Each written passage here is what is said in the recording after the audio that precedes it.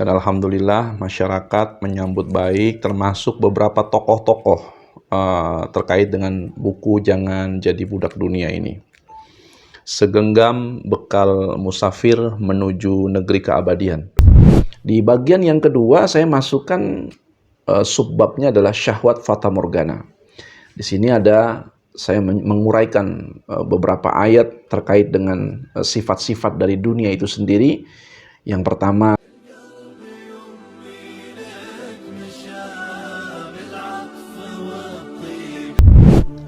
Assalamualaikum warahmatullahi wabarakatuh. Sahabat muslim dimanapun Anda berada, di kesempatan kali ini saya ingin mereview sedikit buku yang saya tulis bersama sahabat saya Ustadz Komarudin Awwab. Buku ini alhamdulillah terakhir dicetak itu setahun yang lalu, dan ini sudah terjual lebih kurang sekitar 2000 eksemplar. Dan alhamdulillah masyarakat menyambut baik, termasuk beberapa tokoh-tokoh terkait dengan buku Jangan Jadi Budak Dunia ini. Segenggam bekal musafir menuju negeri keabadian. Sahabat sekalian, buku ini mungkin hanya tersisa berapa eksemplar lagi, dan wallahu alam apakah dicetak lagi atau tidak. Tapi yang jelas buku ini adalah perjalanan panjang saya untuk mencatat beberapa rekam kehidupan yang bagi saya tentu tidak ada semua kejadian kecuali semuanya membawa manfaat. Ini saya baru dikirim bukunya dari beberapa toko yang baru saya ambil.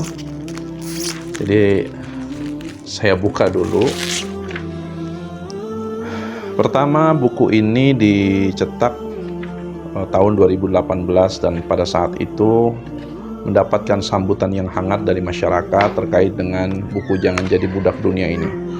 Karena saya melihat pada saat menulis awal buku ini, saya melihat ada banyak tarikan-tarikan nafas dunia yang menyebabkan nilai-nilai ibadah kita sering rusak. Segala sesuatu itu bergantung panggilan. Hati kita itu terpaut dengan ruh keilahian. Tanpa hati kita mengikuti ruh keilahian, maka kita tak ubahnya seperti binatang. Karena itulah buku Jangan Jadi Budak Dunia ini bukan untuk menjustifikasi siapakah budak dunia, bukan. Tetapi buku ini adalah renungan bagi setiap hamba Allah yang saleh, yang menginginkan bahwa perjalanannya itu sepanjang dia hidup di dunia itu berjalan dengan penuh kesadaran bahwa dia adalah makhluk yang lemah. Nabi SAW mengatakan, kun fid dunya ka'annaka gharibun aw 'abirun sabil. Kata Nabi SAW, jadilah kamu ketika hidup di dunia ini seperti orang asing. Kita tahu karakter orang asing itu cenderung tidak betah berlama-lama di satu negeri. Dia akan pindah atau mungkin kembali ke kampung halaman. Au abirun sabil, atau seperti seorang traveler, atau seperti seorang perantau yang dia melakukan perjalanan pada satu tujuan, selepas itu kemudian dia ingin kembali pulang. Dan kampung halaman kita sebagai manusia tentu adalah surganya Allah. Bani Adam dan keturunannya, kampung halamannya adalah surga. Karena kampung halaman surga, maka tentu nanti begitu kita pulang, kita akan kembali ke surga. Nah, pesan saya satu, ketika kita perjalanan kembali, maka jangan tersesat jalan, yang pertama. Yang kedua, pastikan bekal di perjalanan itu cukup. Dua ini saja kalau diperhatikan, insya Allah kita akan sampai tujuan. Nah, buku ini di bagian depan ada kalimat Imamul Madhab, yaitu Imam Asy-Syafi'i rahimahullah ta'ala. Beliau mengatakan, andai saja dunia ini dijual di pasar, maka aku tidak akan membelinya seharga sepotong roti, kata Imam Syafi'i. Karena semua permasalahan yang dimilikinya. Dunia ini tipuan, kalau kita lihat di dalam daftar isi dari buku ini yang saya tulis, saya memasukkan di bagian pertama itu adalah 3 pertanyaan mendasar. Pertama, dari mana kita berasal? Ini menjadi pertanyaan penting dan wajib dijawab. 2, untuk apa kita hidup? Juga bagian penting, banyak manusia hidup dia tidak tahu tujuan hidupnya. Sehingga begitu dia berjalan, akhirnya dia tersesat jalan karena dia tidak tahu tujuan hidupnya. Yang ketiga, hendak kemana kita pergi? Banyak orang yang bahkan tidak terlalu yakin bahwa dia akan hidup setelah kematian. Banyak orang yang tidak yakin bahwa di perjalanan nanti bahwa dia akan menuju puncak keabadian kehidupan, yaitu negeri akhirat, negeri yang kekal dan abadi. Karena ini buku ini juga membantah beberapa prinsip-prinsip orang-orang yang berpikir tidak ada kehidupan setelah kematian. Di bagian yang kedua saya masukkan subbabnya adalah syahwat fata morgana.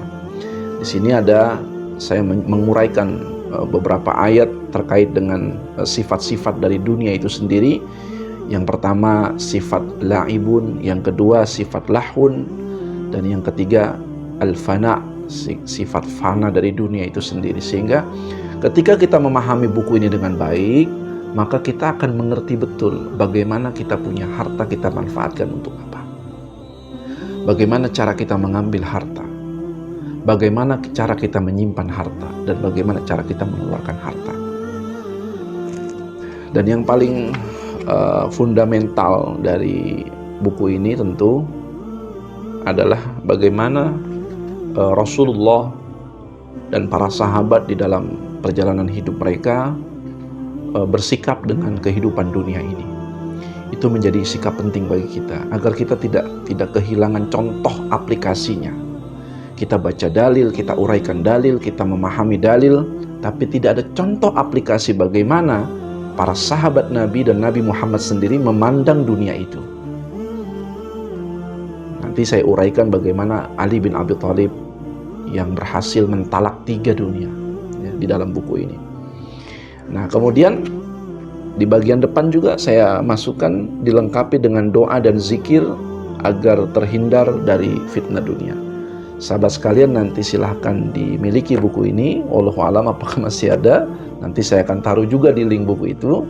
Maka silahkan saja bagi yang menginginkan perjalanan hidup Nabi SAW yang lebih lengkap. Saya sebelumnya sudah mereview buku tentang Sirah An-Nabawiyah. Silahkan dibuka juga video tersebut, mudah-mudahan bisa menginspirasi kita. Dan pada akhirnya bahwa buku ini ditulis untuk Anda semua. Dan yang paling pertama tentu buku ini mengarah untuk diri saya sebagai penulis. Mudah-mudahan bisa menginspirasi sahabat sekalian. Juga untuk mencambuk diri saya, mengingatkan diri saya betapa diri ini pun juga orang yang sangat mudah sekali terjebak dengan tipuan-tipuan dunia. Kurang lebihnya mohon maaf. Mudah-mudahan sedikit review dari buku ini bisa memberikan inspirasi kepada sahabat sekalian. Dan juga mudah-mudahan kita bisa meningkatkan semangat ibadah kita agar orientasi ibadah kita, kerja kita, amal kita bukan lagi pada kehidupan recehan dunia dan sampah dunia. Allahu a'lam bishawab. Assalamualaikum warahmatullahi wabarakatuh.